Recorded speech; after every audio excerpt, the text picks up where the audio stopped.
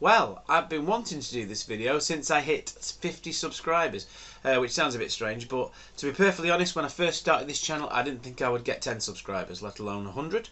But 100 is a milestone, as good a milestone as any, to talk about my beer journey and to basically just have a little chat to anybody who's watching. So anyway, 100 subscribers, what can I say? I didn't think I would get to 100 subscribers, so thank you to anyone who subscribed, anyone who likes my content. Brilliant stuff. I'm loving doing it. I'm certainly not going to stop now. So I thought, well, why not just have a little chat to people who are interested about my beer journey, about where I started, about how long I've been doing this for, about why I'm doing it, and just talk about me for a bit. But while I'm doing that, I thought I'm going to get a nice bottle of Erdinger and I'm going to drink that at the same time. This is a very important beer for me and my beer journey, and I will talk about it when it comes up. So just crack yourself open your favourite beer, sit back and relax, and I'm going to tell you a little bit about my beer journey. Okay, let's get this thing cracked open and poured. So what can I say? I mean, the channel, it's not been around for very long. This was very much a kind of, well, if those guys can do it, I can kind of channel. That's really why I set it up. I've been reviewing beers for quite a long time now, but haven't had a YouTube channel. Looks like this glass hasn't been cleaned for a while, but anyway. But the old Erdinger, get it poured in, 45-degree angle. Let's leave a little bit in the bottom so we can swish it around and get all that loveliness. It's too vigorous a pour that for an Erdinger, unfortunately. But anyway, so what can I say? So the channel, it's something that I decided to do after reviewing beers for many years, thinking, you know what, why not do a YouTube channel? There's plenty of people out there who do it, so why not me? So I thought I'll do that. And then I decided at first to try and do it as a slightly low-key, more sort of pipe and slippers, sit by the fire, kind of enjoy a beer kind of channel. And then the totally cringe-inducing name, The Beer Cave, came along. Hello YouTube, and welcome to The Beer Cave. Indeed. So, yeah, that was something that didn't really last very long. In fact, that video was up for one day until I looked at it the next day and thought, oh no, and took it straight down. I only put it up when I'd actually established the new beer channel, just as a kind of like, well, might as well put it up there. It's there now. And I thought, well, you know what? Let's not try to be something I'm not. Let's just do basic beer reviews, something which is just basic. The reviews are basic, the beers are not. And well, look at that. That is, just about. Yeah, just look at that. That's quite nice. Got a bit of domage there. I don't know if that. I hope that's not a copyrighted phrase, but there we go. So yeah. So we've got a nice Erdinger here. The Erdinger will get its chance when I come to it. But yeah, the channel started, and then I did quite a few videos, and I thought just keep doing them really until basically I think most people have started subscribing since I started doing this supermarket taste test championship, which is certainly interesting me. And that's it really. There's not much to say about the channel really. I mean, some of you have been here all the way through. It's just me been reviewing beers and just trying to do things different if I can, and that's that taste test championship is really part of that.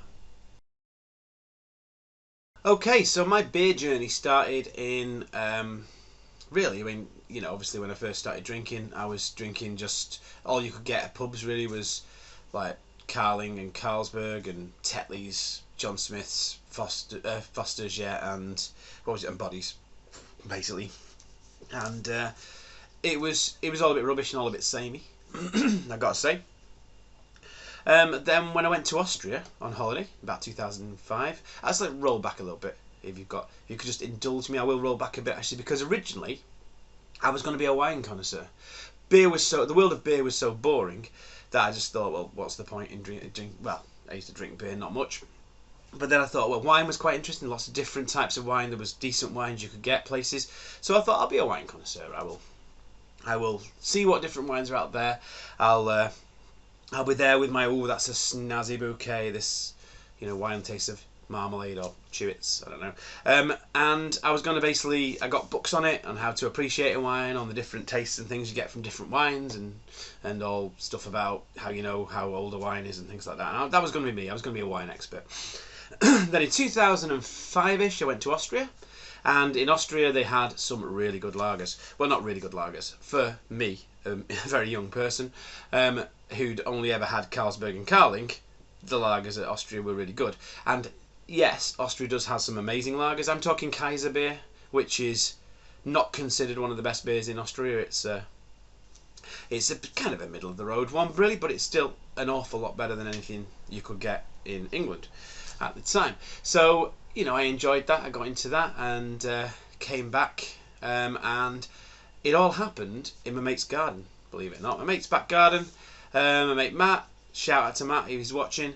In his garden, we were sat there with a beer we got from the local sort of supermarket called Chitty Ambre, and that's Chitty with a CH.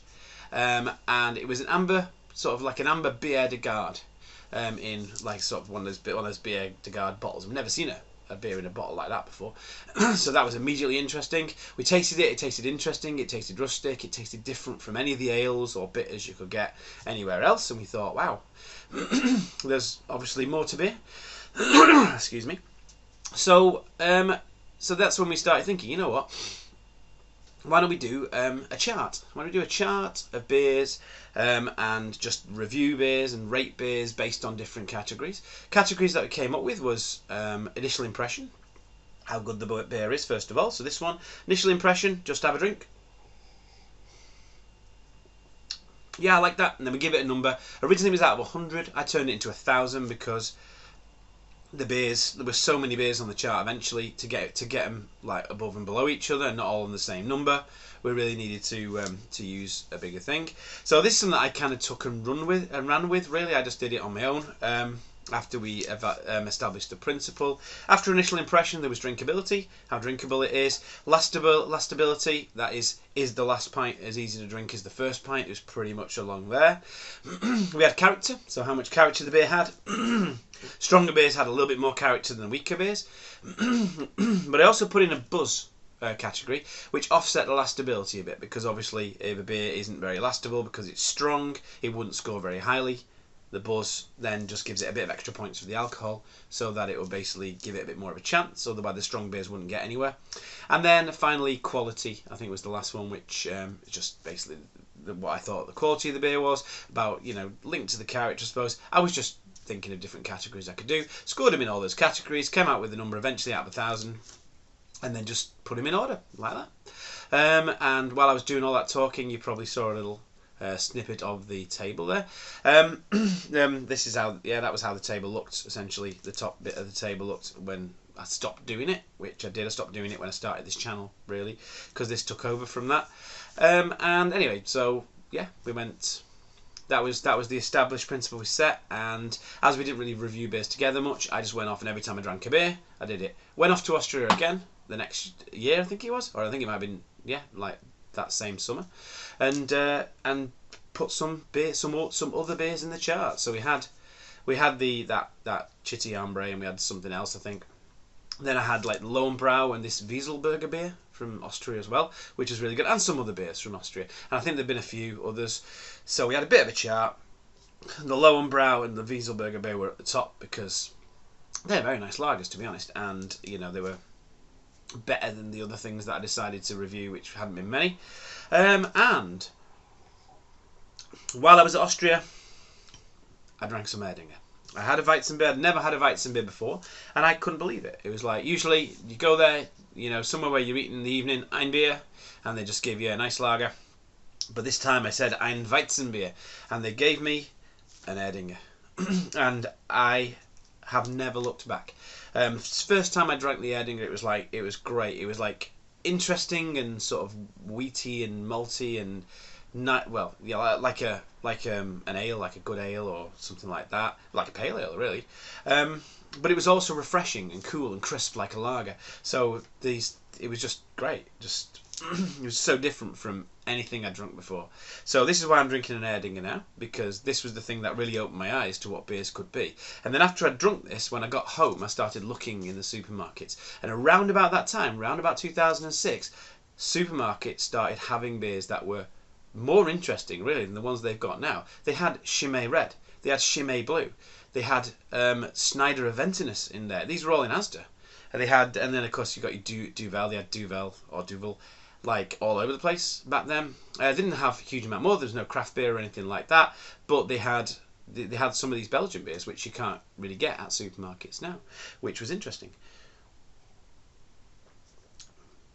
Anyway, that was it then. I just went for it, looking for different things. Bottle shops open left, right and centre. Started getting these strong Belgian beers. Started getting beers off the internet, and that started kicking off and stuff. And then right through up until 2021, that was me populating my beer chart, reviewing loads of beers, just trying to get what the best beer in the world was. That was my quest, to find the best beer in the world.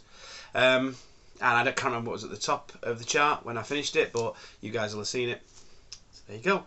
And that's pretty much the beer journey up until really starting the channel. So where do we go from here? The future of the channel? Well, I don't know really. The Supermarket Premium Lager Taste Test Championship I've been really excited about. I've really enjoyed doing it so far. Still not finished it. Can't wait to finish it, find what it is. I'm thinking of doing other kind of knockout championships. I'm certainly going to do more taste tests. I do love the taste tests kind of thing. One thing I've possibly got lined up is doing a budget lager taste test, but I don't know. Let me know in the comments below if you think that's a good idea. Let's have a bit of this beer. I thought I'd have drunk more of this during this story.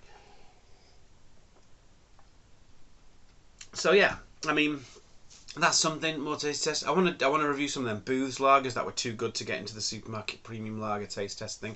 So I am definitely going to take some of the top ones in the Supermarket Premium Lager and pit them against some of the ones that I would have said they weren't eligible, just to see if there is a difference or whether they can, you know, stand head to head with anything.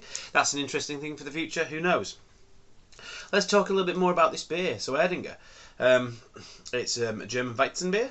It's they've been brewing it for ages, since 1886, and this is, let's say, the first interesting beer that I drank, really, if you don't count the Chitiambre.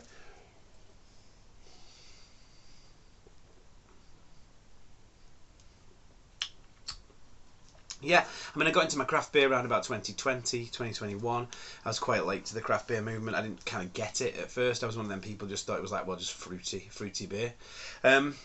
But really, it was the Daya glue that opened my eyes to craft beer. Just a little aside there. I got a box from Daya because I thought, well, I'm getting the craft beer at the supermarket. It's not supposed to be great, so I got a big case from Daya. I thought, you know, let's see, you know, what decent ones taste like. And I was bowled over by the amount of hops. I wasn't used to beers with that much hops in, but you know, I just became like addicted to hops. Really, I wanted more and more of the hops kind of thing. So then I just looked for really, really hoppy beers after that. But I say the ones I got in the case at Daya, Into the Haze was one of them. There was one called Down to Earth, which was really, really hoppy. But they say the Daya glue just really hit the balance for me. I'll have to get some of that next time they're doing it. I'll have to get some of that in. Not done a review of that for the channel, but what can I say? But to be honest, these lagers at the moment, I'm really enjoying the lagers. It's really, this taste test has really opened my eyes to lagers and how great they can actually be, and how nice a lot of them are. You know, you get a few bad lagers or a few rubbish lagers, a bit watery, and you just think, what's the point of lager? You get some good lagers, and you know, they're really nice. So doing this championship's opened my eyes to lager. I'm really enjoying this now. It's really going down better.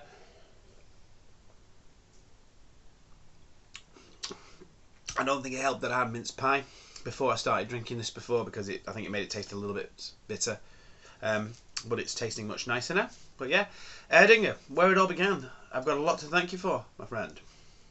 But as I say, yeah, it's all started in that garden when we said, you know what, let's just do a taste test. Let's just start getting interested in beer, enjoying sort of rating beers and reviewing beers and stuff. And I'm quite late to the old YouTube game, but so what? I'm gonna do it anyway. I kept putting it off because I was late. You know, I first thought about doing it about 2015, but I thought, well, there's loads of people doing it. You know, what's the point? And you know, I'm doing it now. I'm here. I'm going to keep doing it. I'm enjoying it. So thank you to the 100 subscribers who got me where I am today. It might be more than that by now. And what can I say? But yeah, cheers everybody. And I can't wait to keep going, keep doing it. Can't wait to finish off the Supermarket Premium Lager Taste Test Championship. I can't wait to start tasting Oktoberfest beers on the channel, which is definitely what I'm going to be doing. It's my favourite time of year now, Oktoberfest time. Brilliant stuff. Anyway, hope you're having a great day. Until next time, have a good one.